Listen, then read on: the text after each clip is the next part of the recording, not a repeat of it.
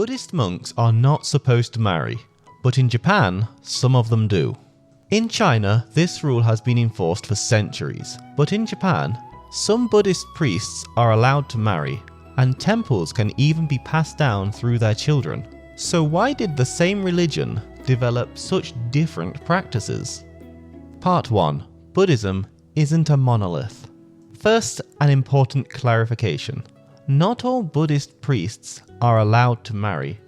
Marriage is permitted only within the Jodo Shinshu, also known as the True Pure Land School. This tradition emerged around the 12th and 13th centuries. Other major schools, such as Tendai, Shingon, and Zen, historically maintained strict monastic celibacy, similar to Chinese Buddhism.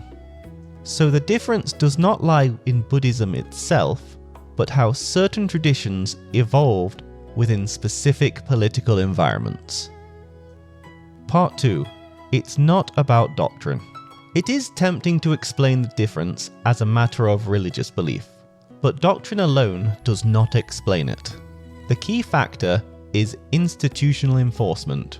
Religious rules only become stable traditions when there is a system capable of enforcing them consistently over time. Part 3. State capacity and religious discipline in China. In imperial China, central governments were strong, durable, and bureaucratic. Buddhist institutions were officially registered, monks were counted, certified, and supervised, and violations of monastic rules could be punished. Celibacy was not just a moral expectation, it was an administratively enforceable requirement. This doesn't mean Chinese Buddhism was purer, it means the state had the capacity to maintain a standardized monastic system. Part 4. Political fragmentation and religious adaptation in Japan.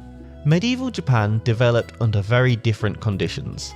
Central authority was often fragmented.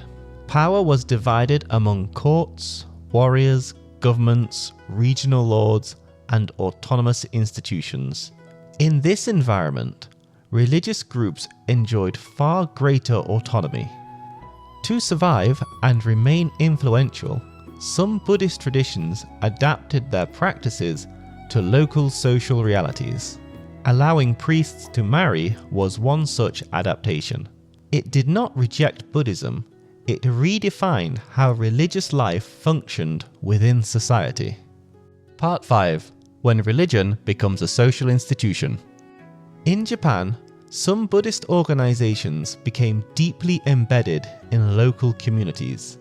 They were not only places of worship, but also centers of education, economy, and social organization.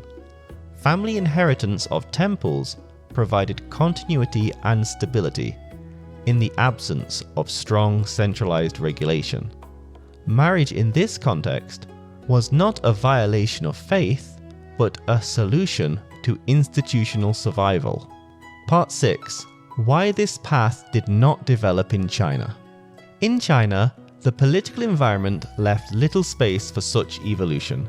Strong central oversight prevented temples from becoming independent power centers. Religious authority was permitted, but only within clearly defined boundaries. As a result, the distinction between monastic life and life outside the temples remained sharply enforced. Marriage automatically meant leaving the monkhood. Part 7. The broader pattern. This difference was not inevitable, it was conditional.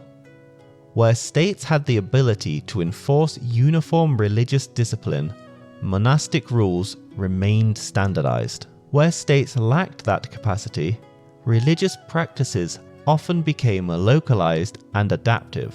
The same religion, under different political pressures, produced different institutions. The question is not why Buddhism changed in Japan or stayed pure in China. The real question is, which religious systems could be enforced and which had to adapt? Beliefs easily travel across borders. Institutions do not. They are shaped by power, governance, and the limits of control.